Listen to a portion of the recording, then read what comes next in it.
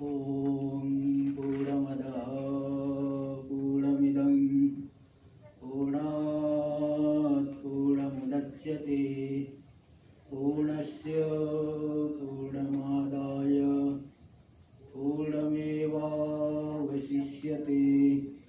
ॐ शान्ति शान्ति शान्ति।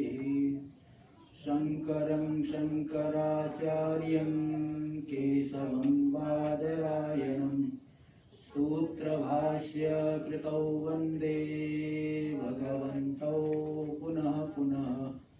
ईश्वरो गुरुरात्मेति मूर्तिभेदविभागिने व्योमवद्व्याप्तदेहाय दक्षिणामूर्तये नमः। ओम शांति शांति शांति। शुक्ल यजुर्वेदीय आणवशाखीय बृहदारण्यकोपनिषद के प्रथम अध्याय के हम तृतीय ब्राह्मण में प्रवेश कर चुके हैं। तो यहाँ पे आरंभ में एक आख्यायिका बताई जा रही है, क्योंकि यहाँ पे प्राणोपासना का विधान करना अभिष्ट है। आख्यायिका में बता रहे हैं कि प्रजापति की दो संतानें हैं, देवता और असुर। देवता सात्विक वृत्तियां हो गई, शास्त्रीय वृत्तियां, और असुर हो गए राजसी तामसी वृत्तियां, अशास्त्रीय वृत्ति, इंद्रिय वृत्ति। देवता लोग संख्या में कम है, असुर लोग ज्यादा है, क्योंकि आसुरी वृत्तियां स्वाभाविक रूप से होती है, वो पहले से ही है, बिना किसी प्रयत्न के ही वो होती है। तो ये तो देवताओं ने सोचा, सात्विक वृत्तियों ने सोचा कि हम लोग कैसे इनको जीते, क्योंकि जब तक हम जीतेंगे नहीं तो हम जो है लोकों की प्राप्ति नहीं करा पाएंगे। इसलिए उन्होंने विचार करके यही निर्णय किया कि यज्ञ में उद्गीत के द्वारा, यानी उद्गान, उद्गीत का अर्थ है उद्गान कर्म, जो शाम का उद्गान करता है उद्गाता, उस उद्गान कर्म के कर्ता, उद्गीत से केवल उद्गीत ही नहीं लेना, उद्गान ही नहीं लेना है, उद्गान कर्म का जो कर्ता है प्राण, उस प्राण की उपासना के द्वारा हम लोग इस यज्ञ में असुरों का अतिक्रमण करेंगे, जीतेंगे, ऐसा उन्होंने निश्चय किया। उन्होंने आपस में कथन किया देवताओं ने। इसका ही हम लोग विचार कर रहे थे भाष्य में। तो यहाँ बताया गया, भाष्य में भी दे दिए, किनको असुर क्यों कहते हैं, क्योंकि असुर प्राणों के पोषण में ही रमे रहते हैं, इसलिए असुर कहते, अथवा देवताओं से भिन्न है। और वे असुर ज्यादा क्यों है, क्योंकि दृष्ट प्रयोजन वाले होते हैं। दृष्ट प्रयोजन, प्रत्यक्ष प्रयोजन। जैसे देखिए, कहीं मंदिर है, मंदिर में दर्शन करने के लिए जा रहे हैं, तो हर प्रकार के लोग जा रहे हैं। उस मंदिर के बगल में कुछ भोजन आदि भी मिल रहा है, अन्न क्षेत्र भी चल रहा है, तो स्वाभाविक वृत्ति वाला व्यक्ति क्या सोचेगा, पहले भोजन कर लो, दर्शन तो हो कभी भी हो जाएगा, पहले भोजन ही कर लो। कुछ मिठाई कुछ बट रही है, बोले पहले यही ले लो, बाद में दर्शन करेंगे। लेकिन जो है, जो शास्त्रीय संस्कार वाला है, बोले नहीं नहीं, पहले दर्शन करेंगे, बाद में भोजन मिले चाहे ना, भोजन तो रोज खा रहे हैं, पहले दर्शन करना है। तो बस यही है कि जो आसुरी वृत्तियां है स्वाभाविक रूप से प्राप्त है, और जो सात्विक वृत्तियां है साधक पुरुष के अंदर ज्यादा रहती है, क्योंकि वो साधना को महत्व देते हैं। एक बार एक पंडित जी थे, वो बहुत नियम से चलते थे। तो भोजन बनाए है, दोपहर में भोजन बना के खाने जा रहे थे, तब से उन्हें कुछ याद आ गया, भोजन को ढक करके वो पाठ करने लगे। तो यजमान बोले, महाराज आप तो सुबह से भूखे हो, आप अभी खाने के लिए आरंभ करने गए, फिर पाठ करने लगे। तो उन्होंने कहा, मतलब वो स्वयं पाकी थे, स्वयं अपना भोजन बना के खाते थे। तो उन्होंने बताया, देखिए मेरा नियम है कि मैं विष्णु सहस्त्र नाम का पाठ करके ही भोजन करता हूँ, तो आज भूल गया था, अभी भोजन करने जा रहा था तभी मुझे याद आ गया, इसलिए मैं अभी थोड़ा इसको विष्णु सहस्त्र नाम का पाठ करने के बाद ही करूंगा। तो अन्य तो कर ही रहे, विष्णु सहस्त्र नाम का भी पाठ करके तभी भोजन करते, ऐसा नियम है। ते सात्विक वृत्तियां, इसी तरह से सम दम आदि जो वृत्तियां है, वैराग्य आदि वृत्तियां है, वो सात्विक वृत्तियां। और काम क्रोध लोभ मोह आदि वृत्तियां है, वे आसुरी वृत्तियां हैं। उनकी संख्या ज्यादा है क्योंकि वो स्वाभाविक रूप से उत्पन्न होती है। तो यहाँ पे स्पर्धा की बात आ रही थी, जो उसी का भाष्य में हम लोग चल रहे थे। ते देवाश्च असुराश्च प्रजापति शरीरस्था। ये देव और असुर यहाँ नहीं लेना कि वो स्वर्ग लोक में युद्ध चल रहा है, वैसा नहीं लेना। प्रजापति यानी यजमान अवस्था वाले जो प्रजापति है, उनके शरीर में स्थित है। तो वे लोग स्पर्धा किए, किस लिए स्पर्धा की? येषु लोकेषु निमित्त भूतेषु। ये लोक जो निमित्त स्वरूप यानी उद्देश्य, इन लोकों का उद्देश्य करके ही उनमें झगड़ा हुआ। क्योंकि स्पर्धा करेंगे तो जिसकी विजय होगी उसकी वृत्ति जो है उद्भूत हो जाएगी। फिर वृत्ति उद्भूत होने से ज्ञान कर्म का अनुष्ठान करेगा, फिर लोक की प्राप्ति होती है।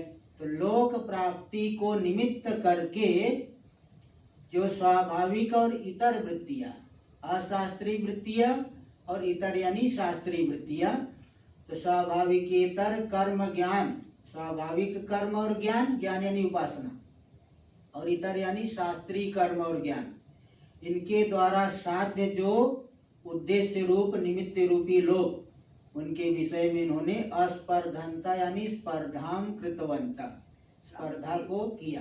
असुर प्रजापति शरीरस्था।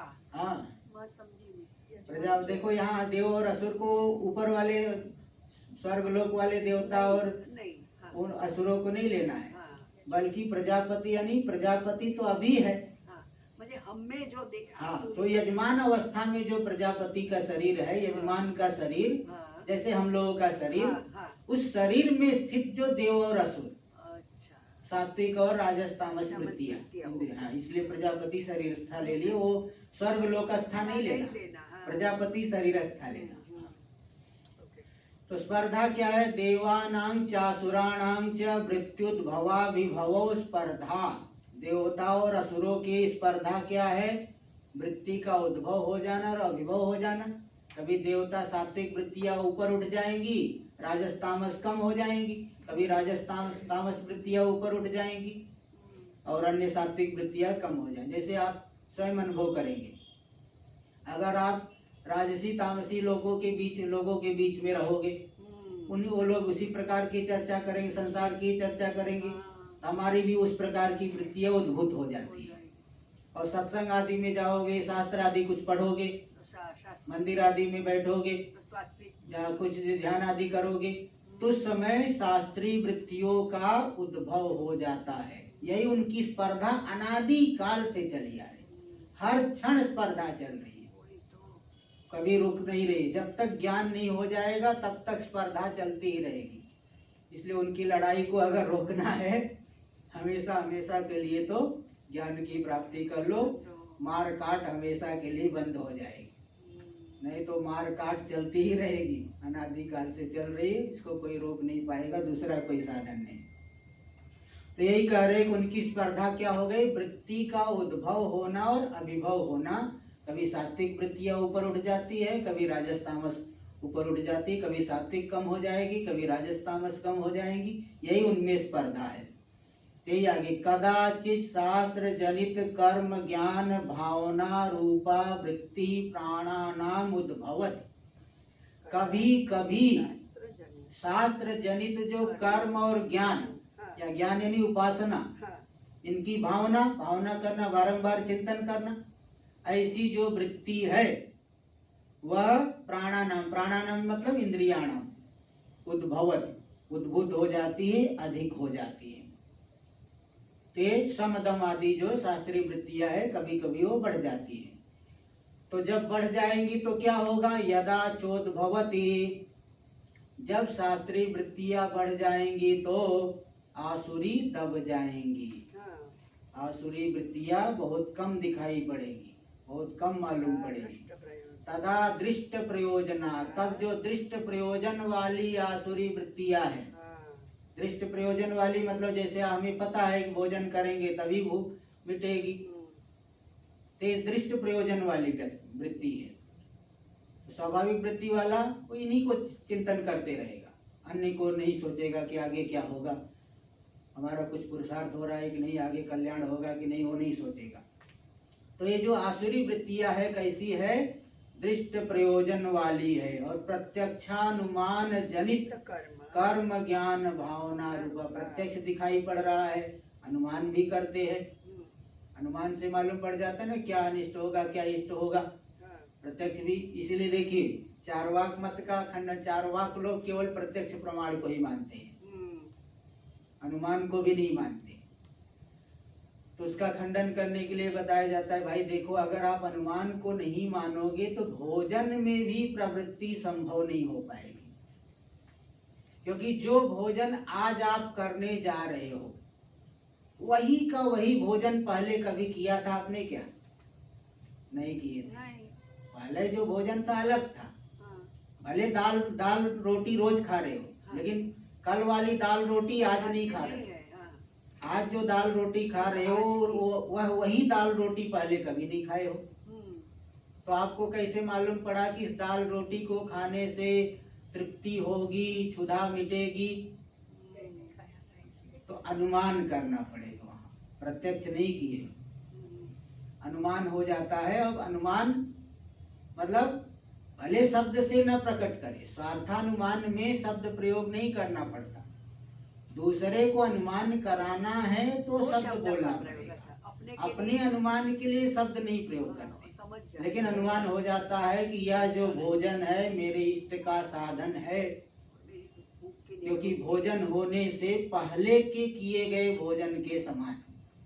इदं भोजनं मदिष्ट साधनं भोजनत्वात् पूर्वकृत भोजनवत्।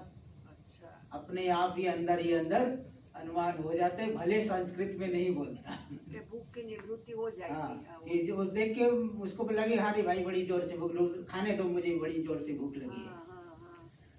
तो अगर आप अनुमान प्रमाण को नहीं मानोगे तो भोजन में भी प्रवृत्ति नहीं हो पाएगी, इसलिए अनुमान को तो मानना पड़ेगा। इसलिए वेदांती तो 6 प्रमाण मानते हैं। तो यहाँ ये देखिए बता रहे हैं, तो दृष्ट प्रयोजन वाली जो आसुरी वृत्तियां है प्रत्यक्षानुमान जनित कर्म ज्ञान भावना रूपा। प्रत्यक्ष अनुमान और अनुमान से जनित जो कर्म, लौकिक कर्म, भोजन शयन आसन, हाँ चलना फिरना उठना बैठना और तद विषयक चिंतन, ज्ञान उपासना चिंतन, उसकी बारंबार भावना रूपा जो आसुरी वृत्तियां है, तो तेसाम एवं प्राणानां वृत्ति, उन इंद्रियों की इस प्रकार की आसुरी वृत्ति अभिभूयते दब जाती है। कब? जब दैवी वृत्ति उद्भूत हो जाती है। जब दैवी वृत्ति बढ़ जाएगी, सात्विक वृत्तियां बढ़ जाएंगी, तो ये जो इंद्रियों की राजसी तामसी वृत्तियां है, आसुरी वृत्तियां है, अभिभूयते मतलब दब जाती है, कम हो जाती है। तो सदेवानां जयो, यही है देवताओं की विजय। यहाँ देवताओं की विजय क्या है? यही जय। जैसे वहां तो देवताओं की विजय क्या है कि बहुत से असुर मार दिए गए, जो बचे थे अपनी जान बचा करके भागे, वो देवताओं का विजय था। और यहाँ देवताओं का विजय क्या है? अधिकतर आसुरी वृत्तियां दब गई, शांत हो गई, उनका कार्य नहीं दिख रहा है, यही उनका पराजय हो गया और देवताओं का जय हो गया। सदेवानां जयो असुराणां पराजय, असुरों का पराजय हो गया। और देवताओं की पराजय का क्या मतलब है? स्पर्धा है तो कभी देवता भी हारेंगे, जैसे मैच खेलते हैं, कभी भारत जीत गया कभी पाकिस्तान जीत गया। तो यहाँ देवताओं का पराजय क्या है? तो इसको भी दिखा रहे हैं। कदाचित तद विपर्ययेण, कभी कभी इसके विपरीत रूप से देवानां वृत्तिरभिभूयते, देवताओं की जो वृत्ति सात्विक वृत्तियां, शास्त्रीय वृत्तियां, शास्त्रीय कर्म चिंतन सम दम उपरति, ये सब जो वृत्तियां हैं ये अभिभूयते दब जाती, कामना आदि बहुत बढ़ जाती है। कामना बढ़ जाएगी तो तैस तैस काम है ऋतज्ञाना प्रपद्यन्तेन्य देवता। गीता में क्या कहे, उन कामनाओं से जब अभिभूत हो जाता है उसके ज्ञान का विवेक ज्ञान नष्ट हो जाता है। भेद ही भेद देखता है, भेद ही भेद देख करके तो अन्य छोटे छोटे देवताओं की पूजा करेंगे, मिल जाए वो मिल जाए, और नास्तिक रहेगा तो वह भी पूजा करता है लेकिन देवताओं की नहीं, बड़े बड़े आदमियों की पूजा करता है। पूजा तो सभी करते हैं, चाहे आस्तिक हो चाहे नास्तिक हो। हम लोग जो है जैसे शिव जी को, विष्णु भगवान को, गणेश जी को देवता मानते हैं। नास्तिक लोग किसको देवता मानेंगे? जो बड़े सेठ है, बड़े ऐसे है कीर्ति वाले, उनके लिए वही देवता है, वो भी पूजा करते हैं। क्यों नहीं करेंगे भाई? लौकिक फल चाहिए तो लौकिक लोगों से संबंध बढ़ाना ही पड़ेगा। जितना ज्यादा संबंध बढ़ाओगे उतना ही ज्यादा लाभ आदि का जो है चांस ज्यादा रहेगा, इसलिए वो उनसे संबंध बना के रखते हैं। तो यहाँ पे कभी कभी इसका विपरीत हो जाता है, सात्विक वृत्तियां कम हो जाती, दब जाती है, अभिभूयते, और कौन बढ़ जाता है? आसुरिया उद्भव, आसुरी वृत्ति का उद्भव हो जाता है, प्राकट्य हो जाता है, आधिक्य हो जाता है, बढ़ जाती है वे। सो असुराणाम जयो, यही असुरों के की विजय हो गई, असुर लोग जीत रहे हैं जब उनकी वृत्ति उद्भूत हो गई। और देवानाम पराजय, देवताओं का यही पराजय हो गया, उनकी वृत्तियां कम हो गई। एवं देवानाम जय, अब फल की भी चर्चा कर लेनी चाहिए, पहले से विभाग से मालूम पड़ जाए क्या क्या फल मिलेगा, क्योंकि फल बताने से व्यक्ति को जो है रुचि हो जाती ना कि भाई किसमें लगा जाए, किसमें मेहनत किया जाए। तो ये जो है इसलिए बताए फल क्या होगा, फल भी बता दो तो अच्छा रहे। तो बता रहे एवं देवानां जय धर्म भूयस्त्वात् उत्कर्ष आ प्रजापतित्व प्राप्ते ही। जब सात्विक वृत्तियों की विजय हो जाएगी, सात्विक कर्म करेगा, सात्विक चिंतन करेगा, तो धर्म की अधिकता रहेगी। धर्म भूयस्त्वात्, धर्माधिक्यात्, भूयस्त्व मतलब आधिक्य, धर्म की अधिकता होने से उत्कर्ष होगा। किसका? यजमान का, जो सात्विक वृत्ति वाला, उसका उत्कर्ष होगा, ऊपरी लोगों की प्राप्ति होगी। किन किन योनियों की प्राप्ति होगी? आ प्रजापतित्व प्राप्ते है, प्रजापति भाव की प्राप्ति पर्यंत उत्कर्ष हो जाता है। सबसे बड़ी सीमा बता दी, वहां तक जा सकता है, हिरण्यगर्भ रूप भी हो सकता है, सबसे जो श्रेष्ठ वाला है। और यहाँ से लेके वहां तक है ऊपर वाला, यहाँ से मतलब जैसे स्वर्ग लोक में भी जा सकते हो। भूर्भुवः स्वः महाजना तपः सत्यम, स्वर्ग लोक, अंतरिक्ष लोक में हो सकते, गंधर्वादी हो सकते हो, देवलोक में भी जा, इंद्र लोक में जा सकते हो, महरलोक जो ब्रह्मलोक में भी 4 मोहल्ले हो गए, महाजना तपः सत्यम, उनमें भी जो है अलग अलग प्रकार के देवता लोग रहते हैं। और ब्रह्मलोक का अधिपति हिरण्यगर्भ बन गए, ये सबसे बड़ा फल हो गया। इसलिए कहाँ तक उत्कर्ष होगा? आ प्रजापतित्व प्राप्ते ही, प्रजापति भाव की प्राप्ति पर्यंत उत्कर्ष होगा। सात्विक वृत्तियों की यही जो है वो उत्कर्ष होने पर, उनका जय होने पर। और मुक्ति तो उसमें कहीं आना जाना नहीं है, वहां तो ज्ञान के लिए, तो ब्रह्म ज्ञान, शुद्ध निर्गुण ब्रह्म ज्ञान से होता है, इसलिए यहाँ तो उपासना के लिए बता दी। और असुरों की विजय होगी तो क्या होगा? असुर जय अधर्म भूयस्त्वात्, असुरों की जब जय हो जाएगी तो अधर्म की अधिकता बढ़े, क्योंकि राजसी तामसी वृत्तियों से अधर्म ही करेगा। फिर तो अपकर्ष होगा, नीचे जाएगा, ऊपर नहीं जाएगा, नीचे जाएगा।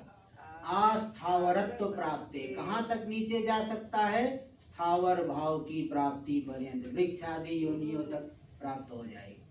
चिड़िया कौवे है वो सब घूमते भी रहते हैं, लेकिन वृक्ष तो एक ही जगह 400-400 500-500 साल भी रह सकता है, उसको कहीं जा नहीं सकता, कोई उसको काटेगा तो भी नहीं कुछ बोल सकता।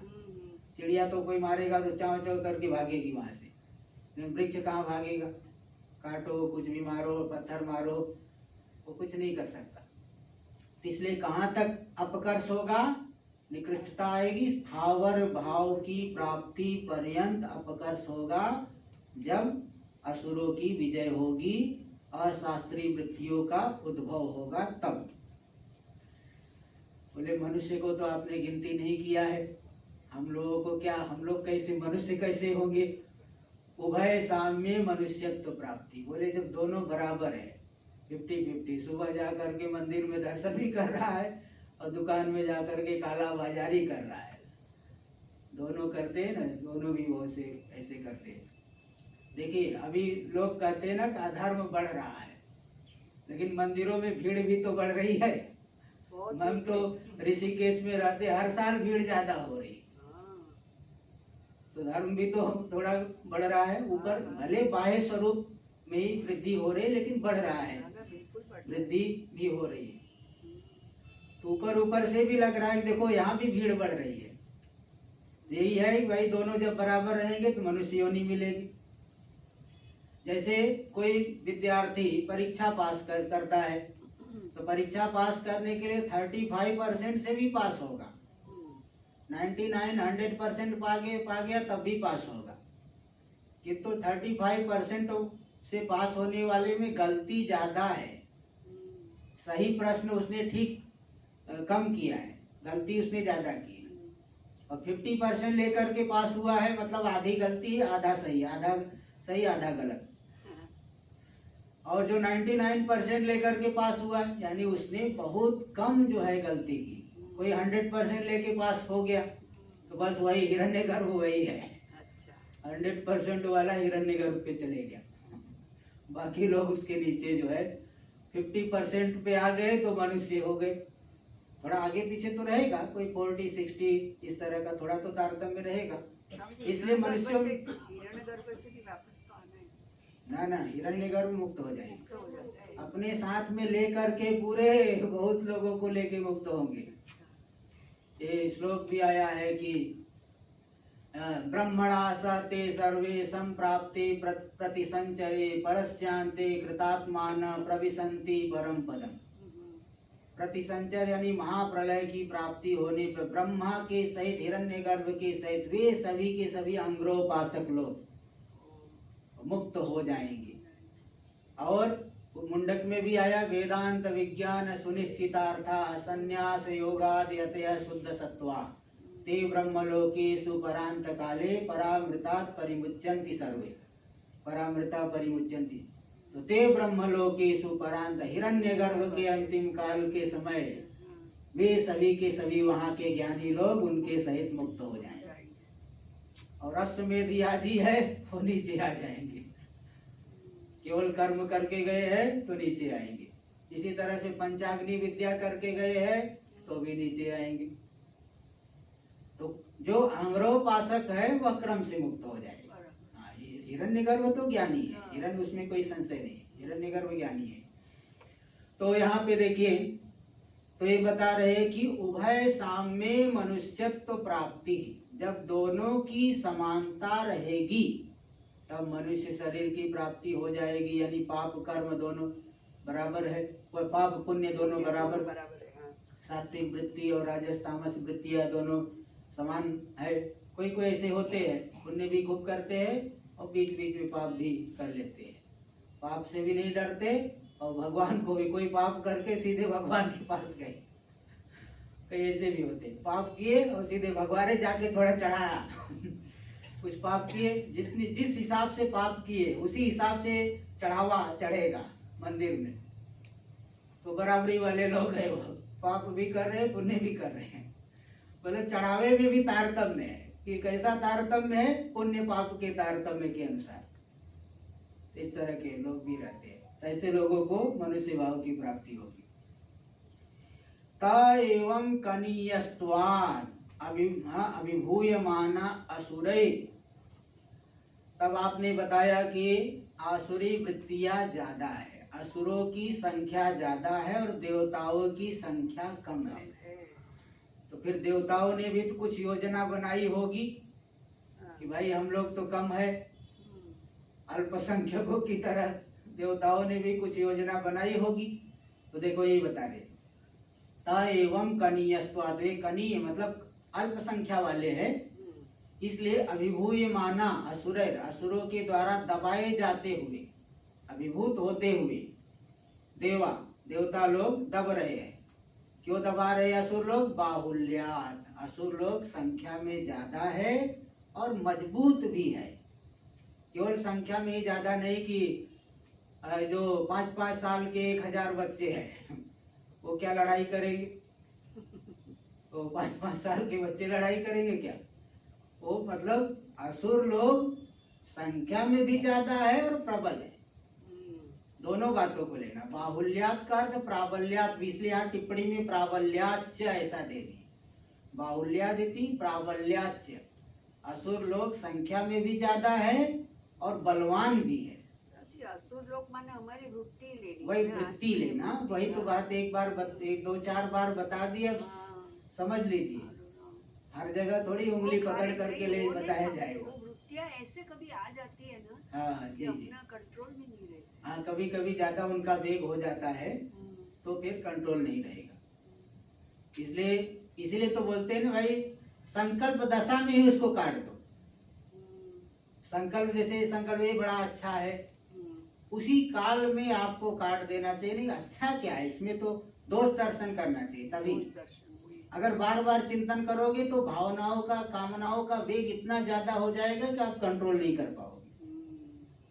इसलिए संकल्प दशा में ही काटेंगे, तभी जो है कामनाओं का वेग रुक पाएगा। ये तरीका इसीलिए काम जानामि ते मूलम संकल्पात किल जायसे न त्वाम संकल्पयिष्यामि तस्मात् त्वं में न भविष्यसि। जैसे श्लोक है, हे काम, जानता हो तुम्हारा मूल्य क्या है, संकल्प से तुम्हारा उद्भव होता है, इसलिए मैं संकल्प नहीं करूंगा तो मुझे कामना नहीं होगी। तो यहाँ ये बता रहे देखिए कि जब देवता लोग असुरों से दब गए, क्योंकि असुर लोग ज्यादा है, बलवान है, बाहुल्याद असुराणाम किम कृतवन्तः, देवताओं ने फिर क्या किया, उन्होंने क्या योजना बनाई, क्या किया, इति उच्यते, इस बात को आगे बताया जाता है। ते देवा असुरैर अभिभूयमाना, वे देवता लोग असुरों से दबाए जाने पर, असुरों से जब दब गए हैं, कम हो गए हैं, तो ह किल ऊचु रुक्तवंत, उन्होंने आपस में कहा, बोले एक दूसरे से। क्या बोले? कथम, कैसे बोले, क्या बोले? हंत, बोले इदानीम, हंत यानी अब हम लोगों को ऐसा करना चाहिए। क्या करना चाहिए? अस्मिन यज्ञे ज्योतिष्टोमे, इस ज्योतिष्टोम रूपी यज्ञ में, उद्गीतेन, उद्गीत कर्म पदार्थ कर्तृ स्वरूपाश्रयणेन अत्ययाम अतिगच्छामः। अब हम लोग इस उद्गीत के द्वारा ही असुरों को जीत पाएंगे, दूसरा कोई साधन नहीं। इस ज्योतिष्टोम याग में उद्गीत, उद्गीत का मतलब होता है जो शाम का उद्गान, जो उद्गाता शाम का उद्गान करता है, तो ये केवल उद्गान कर्म को नहीं लेना है, उद्गान कर्म का कर्ता जो प्राण, प्राण इसीलिए जिसका ज्यादा तेज है तो लंबा खींच लेता है, इसलिए कई लोग शंख बजाते बहुत लंबा बजा देते हैं, क्योंकि उनकी प्राण शक्ति प्रबल है।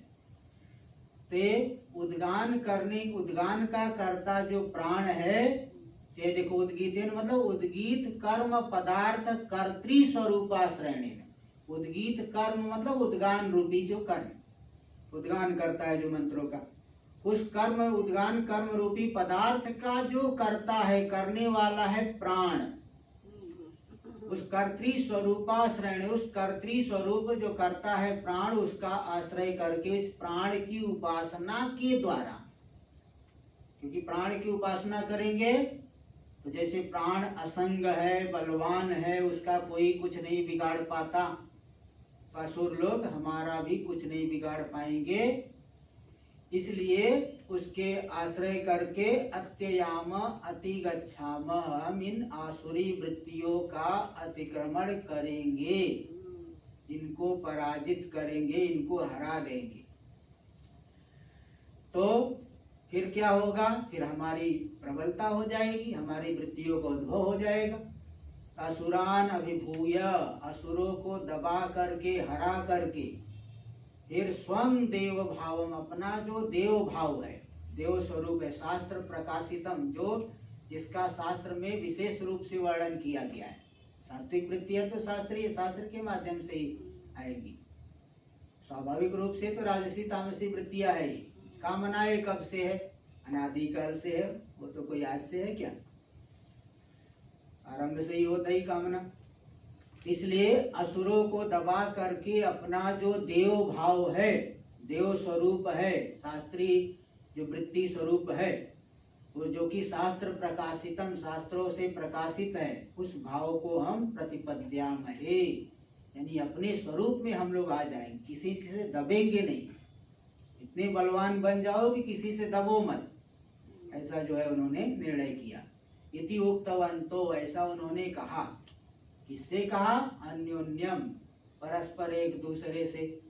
समवृत्ति ने वैराग्य वृत्ति से कहा, वैराग्य वृत्ति ने भी तितिक्षा से कह दिया, तितिक्षा ने भी दूसरे से विवेक से कहा भाई तुम भी थोड़ा सा ज्यादा मेहनत करो, थोड़ा थोड़ा आपस में हम लोग ऐसे ही जो है समदम उपरति तितिक्षा श्रद्धा समाधान, ये सब आपस में ही बोल रहे हैं, आपस में चर्चा इनकी चल रही, सत्संग चल रहा है, ये लोग बोल रहे हैं आपस में तो ऐसा समझ लेना। अन्योन्यम, एक दूसरे से उन्होंने कहा। तो बोले भाई अच्छा ये तो बता दिया आपने कि हम लोग इनको जो है हराते हैं उद्गीत का आश्रय लेकर के। तो उद्गीत कर्म पदार्थ कर्तृ स्वरूपाश्रयणम, उद्गीत कर्म जो उद्गान कर्म है, उद्गान कर्म रूपी जो पदार्थ है, उसका कर्ता कौन है, प्राण। ये भी जरा ध्यान में रहना चाहिए ना, थोड़ा ध्यान में रखेंगे तो ठीक है। उद्गीत कर्म यानी उद्गान कर्म, जो उद्गाता उद्गान करता है। तो उद्गान कर्म रूपी जो पदार्थ है, उसका कर्ता जो प्राण है, उस कर्तृ स्वरूप का आश्रय करेंगे। तो आश्रय का मतलब क्या है, आश्रयणम च ज्ञान कर्मभ्याम, उनका आश्रय कैसे होगा, ज्ञान कर्म के द्वारा, मतलब प्राण विषयक उपासना और कर्म के समुच्चय का अनुष्ठान करके। ये आश्रय का मतलब नहीं कि वर्षा हो रही है तो हॉल में आकर के खड़े हो गए, बारिश से बचने के लिए कहीं जो है टेंट में खड़े हो गए, ये ऐसा आश्रय लेना है क्या, ऐसा आश्रय नहीं लेना। यहाँ आश्रय लेने का मतलब क्या है कि प्राण विषयक उपासना और कर्म के समुच्चय का अनुष्ठान करके, अनुष्ठान करना ही आश्रय ले लेना है। भगवान का आश्रय ले लिए मतलब भगवान की भक्ति कर रहे हो, भगवान के ऊपर आपका विश्वास दृढ़ है, तो आप जो करोगे वही ठीक है, यही भगवान का आश्रय लेना है। ये नहीं कि मंदिर बना दिए और साइड में आप ही रह रहे बस, और कुछ करना धरना है नहीं, भगवान का आश्रय ले लिया सब कि हम भगवान के, हम भगवान के, भगवान मेरे है, बस केवल यही रटते रहो, यही आश्रय लेना है। भक्ति हो कुछ तो ऊपर उस पर से बोलना नहीं है। तो यहाँ भी आश्रय का लेने का मतलब क्या है, प्राण विषयक उपासना को करना है, तत्संबंधित कर्म करना है। तो प्राण विषयक उपासना और कर्म का अनुष्ठान करना ही आश्रय लेना है। तो ऐसा उन्होंने सात्विक वृत्तियों ने, शास्त्रीय वृत्तियों ने आपस में चर्चा की। तो बोले ठीक है, प्राण विषयक उपासना तो समझ में आ गई, किंतु कर्म क्या है, क्या करें, कर्म क्या है, तो बोले कर्म वक्ष्यमाणम, कर्म भी आगे बता देंगे। अभी तो शुरुआत किए हैं, आगे वो भी बता देंगे। और ज्यादा ही जिज्ञासा हो रही है तो थोड़ा सा भी दिग्दर्शन कर देते हैं। तो कर्म वक्ष्यमाणम, कौन सा कर्म करना है, मंत्र जप लक्षणम, मंत्र जप रूपी कर्म है। विधित्स्यमानम, जिसका आगे विधान किया जाना है। किसके द्वारा विधान करेंगे, बोले आगे मंत्र आएगा, तदेतानि जपे दितीन, ऋचाओ इन मंत्रों को जप, इन यजुर मंत्रों को जपे। तो वही जो बहुत प्रसिद्ध है, असतो मा सद्गमय तमसो माँ ज्योतिर्गमय मृत्युर्मा मृतम गमय, ये आगे आएगा। अच्छा। ये प्राणोपासक के लिए यही कर्म है, मंत्र जाप, इसी मंत्र का जाप। तो ये असतो माँ सदगमय, असत से सत की तरफ ले चलो, तम से जो है प्रकाश की तरफ ले चलो, मृत्यु से अमृतत्व की तरफ ले चलो। ये जो यजुर मंत्र है, इन्हीं मंत्रों का जप करना ही यहाँ कर्म है। तो प्राण विषयक उपासना और मंत्र जप रूपी कर्म, इनके समुच्चय का अनुष्ठान करके हम लोग असुरों को जीत लेंगे, उनको दबा देंगे, आसुरी वृत्तियों को। ऐसा उन्होंने आपस में चर्चा किया सात्विक वृत्तियों ने। ज्ञानम तो इदम एवं निरूप्यमाणम, ज्ञान यानी उपासना, यहाँ उसको तो यही अभी निरूपण किया जा रहा है, जिसका विचार किया जा रहा है। उसी प्राणोपासना का कथन करने के लिए तो प्रसंग आरंभ किए हैं। ज्ञान शब्द से उसी उपासना को ही ले लेना, जिसका कि यहाँ पे निरूपण किया जा रहा है, विचार किया जा रहा है। अब यहाँ पूर्व पक्षी आ रहा है, थोड़ा शंका समाधान करेंगे, तभी विषय जो है एकदम स्पष्ट होगा।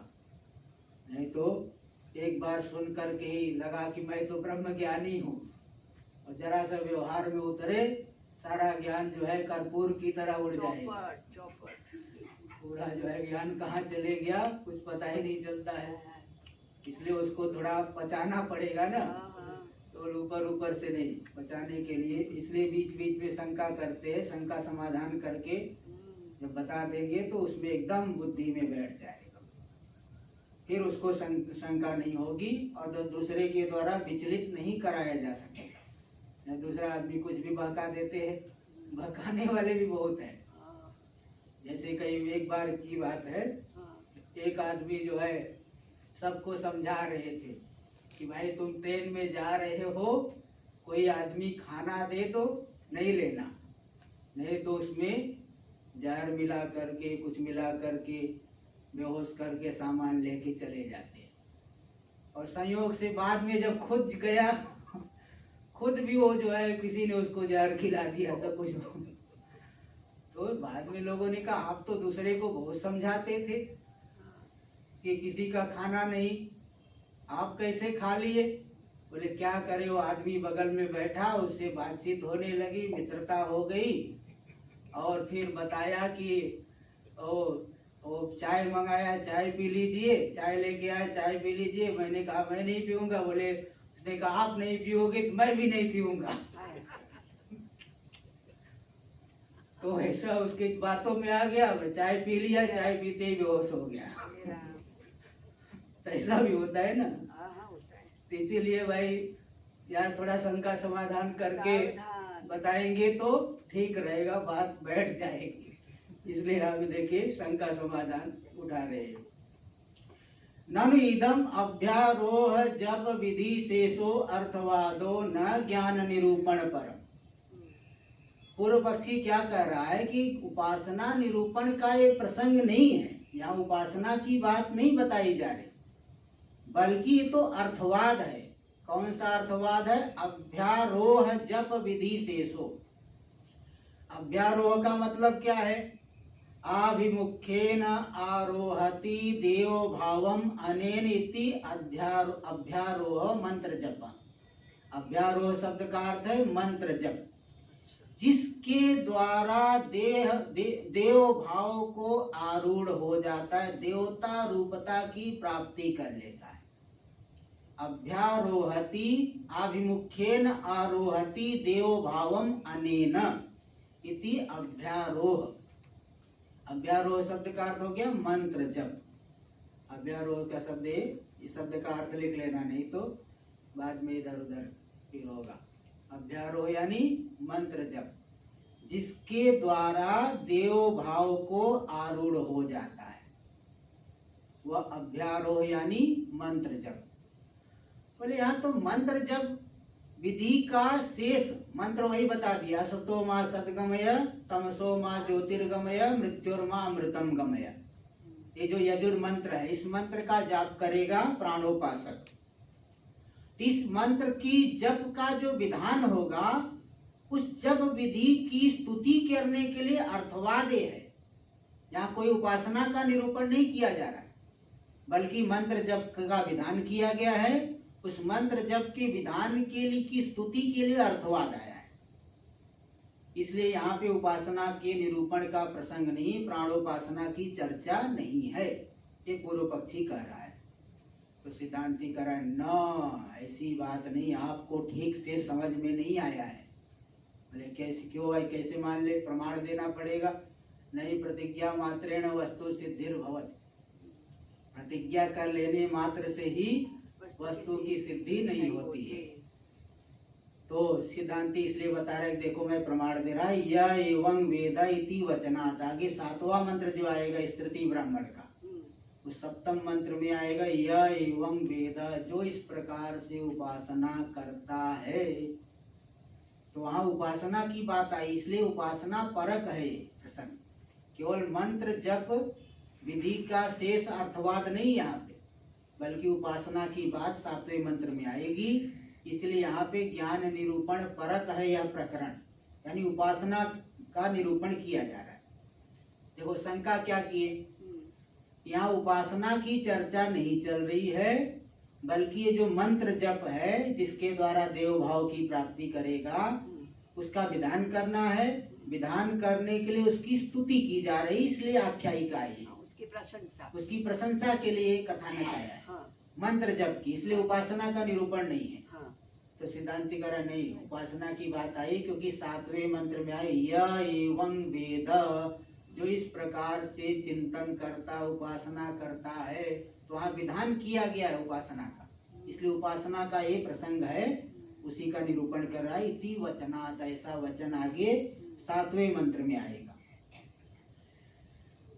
फिर कहे भी, फिर और भी शंका करा, उद्गीत प्रस्तावे पुरा कल्प श्रवणात्, उद्गीत विधि परमिति चेत।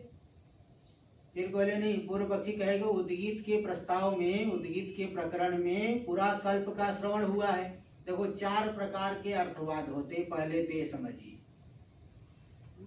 मीमांसा जो पढ़े पिछले साल, मीमांसा परिभाषा वहां पे चलाया था, उसमें भी आया था 4 प्रकार के अर्थवाद होते हैं। निंदा, पहले एक है निंदा, दूसरा है प्रशंसा, तीसरा है परकृति, और चौथा है पूरा कल्प। निंदा, प्रशंसा, परकृति और पूरा कल्प। तो जिसकी निंदा की जाती है उसका निषेध किया जाता है।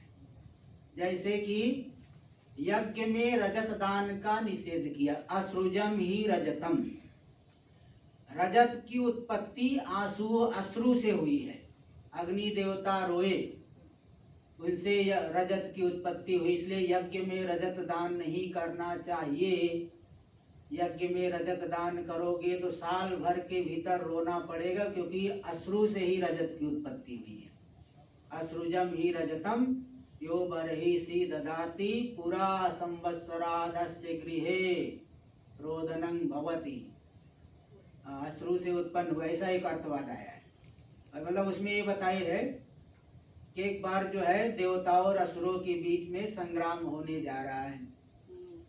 तो देवताओं को लगा कि हम असुरों से हार जाएंगे, तो असुर लोग हमारी पूरी संपत्ति लेके जाएंगे, इसलिए देवताओं ने अपनी पूरी संपत्ति अग्नि देवता को के पास रख दी कि देखिए आप संभाल के रखिए, हम लोग जीत करके आएंगे तो वापस ले लेंगे, और हार गए तो फिर आप जो है इसको संभाल करके कहीं रख लेना, बाद में देखा जाएगा। तो देवता लोग चले गए और अग्नि देव ने पूरा सबको पीस करके पी लिया, सबको पीस करके वो पी गए। बाद में देवता लोग युद्ध किए, युद्ध में जीत गए। जीतने के बाद अग्नि देवता के पास आए, अग्नि देव सोचे अरे ये तो मांगने आ रहे हैं, वो भागने लगे। देवता भी पीछे पीछे दौड़े, फिर आगे अग्नि देव मिले, फिर अग्नि देव रोने लग गए, फिर अश्रु के माध्यम से वो अश्रु निकला, वही रजत हो गया। तो ऐसा एक कथानक इसी प्रकार का एक कथानक आया है। तो अश्रु से रजत की उत्पत्ति हुई है, तो जो यज्ञ में दान देगा उसको रोना पड़ेगा, इस तरह का एक अर्थवाद है। इसको निंदा अर्थवाद बोलते हैं। और एक प्रशंसा अर्थवाद है, वायुर्वय क्षेपिष्ठा देवता। वायु बहुत शीघ्रगामी देवता है, वायु देवता संबंधी को कर्म को करोगे तो बहुत ऐश्वर्य की प्राप्ति होगी, धन संपत्ति बढ़ जाएगी। तो वायुर्वै क्षेपिष्ठा देवता, यह अर्थवाद कैसा है? प्रशंसा अर्थवाद है। उस वायु देवता संबंधी कर्म प्रशस्त है, इसको बताना चाहता है। और एक होता है परकृति। परकृति मतलब इस याग को देखो इंद्र ने किया था, तुम भी करोगे तो तुम्हें ऐसा फल, तुम भी इंद्र पद पे पहुंच जाओगे। इस प्रकार के अर्थवाद को कहते परकृति। और चौथा होता है पुराकल्प। पुराकल्प मतलब इसने ऐसा शाप दिया, इसने ऐसा कहा, इसने ऐसा वरदान दिया। इस प्रकार का अर्थवाद जो आता है ये पुराकल्प बोलते। इसमें भी उदाहरण है, तम शपथ धिया धिया त्वावध्यासु। देवताओं ने मछली को शाप दे दिया, मनुष्य तुम्हें कहीं भी देखेगा मार डालेगा, इसलिए मनुष्य मार डालता है। वो क्या हुआ कि देवता और असुरों का संग्राम हुआ, देवता लोग हार गए, असुर लोग उनकी पिटाई करने लगे, देवता लोग भागे, भाग करके वो सरोवर के बीच में जाकर के वो छिप गए। तो असुर लोग ढूंढते ढूंढते आए, देखे मिल नहीं रहे हैं, तो मछली दिखाई पड़ी। मछली से असुरों ने पूछा, देवता लोग आए हैं क्या इधर? बोले भाई उधर छुपे हैं। तो मछली ने देवताओं को दिखा दिया, अंदर वो छुपे हुए थे। फिर देवताओं ने पकड़ करके उनकी खूब धुनाई की, वो मारा। फिर देवताओं ने शाप दे दिया मछली को, मनुष्य तुम्हें जहां भी देखेगा मार डालेगा। इसको बोलते पुराकल्प। जैसे इसने शाप दिया, इसने वरदान दिया, इसने ऐसा कहा। यहाँ भी देखो कहे ना, देवताओं ने कहा कि आपस में हम उद्गीत के द्वारा असुरों को जीतेंगे। ये पुराकल्प अर्थवाद है, यही पुराकल्प है। देखो यहाँ ही बता रहे, उद्गीत प्रस्तावे पुराकल्प श्रवणात्। उद्गीत के प्रस्ताव में आरंभ में पुराकल्प अर्थवाद का श्रवण हुआ है, इसलिए उद्गीत विधि परम। उद्गीत का यहाँ विधान किया जा रहा, उद्गान कर्म का विधान किया जा रहा है। इति चेत सिद्धांति कराए, भाई तुम क्या भांग खा करके आए हो क्या? ज्ञान कांड का प्रकरण है, यहाँ कर्म कांड की चर्चा कहाँ चलेगी? ज्ञान कांड में कर्म का उद्गान कर्म का विधान कहाँ से? तो ज्ञान कांड उपनिषद चल रहा है और तुम्हें कर्म दिखाई पड़ रहा है। न अप्रकरणात्, कर्म का यहाँ प्रकरण नहीं है। उद्गीतस्य च अन्यत्र विहितत्वात्। उद्गीत कर्म जो उद्गान कर्म, कर्म कांड भाग में उसका विधान किया गया है। ये ज्ञान कांड है, इसलिए यहाँ विधान नहीं होगा। विद्या प्रकरणत्वात् चास्य, या तो विद्या का प्रकरण है इसलिए उपासना का यहाँ प्रकरण है, इसलिए यहाँ पे कर्म का विधान नहीं हो सकता है, इसलिए उपासना का ही यहाँ विधान है, इसलिए वो सब शंका नहीं करनी चाहिए। आगे हम लोग कल करेंगे। ओम पूर्णमदः पूर्णमिदं पूर्णात् पूर्णमुदच्यते पूर्णस्य पूर्णमादाय पूर्णमेवावशिष्यते। ओम शांति शांति शांति। शंकरं शंकराचार्यं केशवं बादरायणं सूत्रभाष्य कृतौ वन्दे भगवन्तौ पुनः पुनः। ईश्वरो गुरुरात्मेति